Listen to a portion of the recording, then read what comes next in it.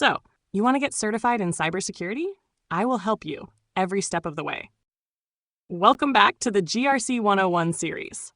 In our previous video, we laid the groundwork by answering the question, what is GRC? Now, we're going to delve deeper into the first pillar of GRC, focusing specifically on cybersecurity governance basics. This video will explain what it means to govern cybersecurity within an organization and why it's a critical component of your overall security posture. Building upon the foundation we established in the first video, let's quickly recap what governance is. In the context of cybersecurity, governance involves establishing the objectives, organizational structures, and processes specifically for managing and directing cybersecurity efforts within the organization. What makes cybersecurity governance unique compared to broader organizational governance? The key difference lies in its specific focus, protecting the organization's digital assets, sensitive data, and ensuring business continuity in the face of ever-evolving and increasingly sophisticated cyber threats. Effective cybersecurity governance rests on several key elements.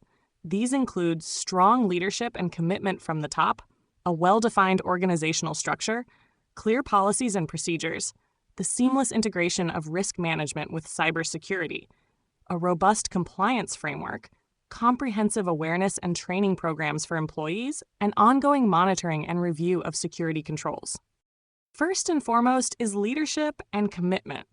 This means that executive management must actively support and prioritize cybersecurity initiatives. Their buy-in sets the tone for the entire organization, demonstrating that security is not just an IT issue, but a core business imperative. Next, a clear organizational structure is essential. This involves explicitly defining role responsibilities for all aspects of cybersecurity. Knowing who is accountable for what helps to avoid confusion and ensures that security tasks are properly addressed.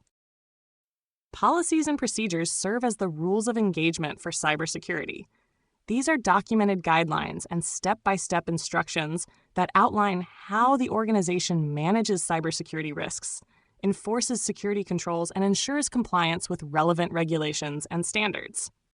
Crucially, cybersecurity risk management should not operate in a silo.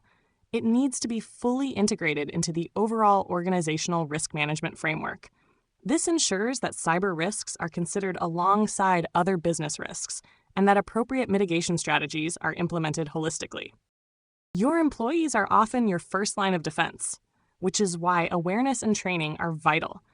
Educating them on cybersecurity best practices, common threats like phishing, and how to respond to security incidents can significantly strengthen your organization's security posture. They are your human firewall. Finally, cybersecurity governance is not a static endeavor.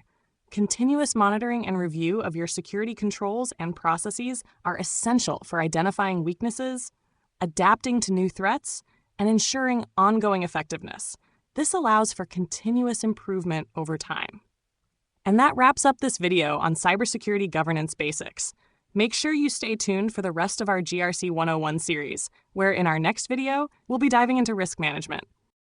For more valuable content, come visit our website, securetechacademy.com. Sign up for our newsletter and explore our premium courses on Udemy, designed with you in mind, using the latest technology to be more engaging at a lower price. If you found this video helpful, be sure to like, subscribe, and leave a comment if you have any questions.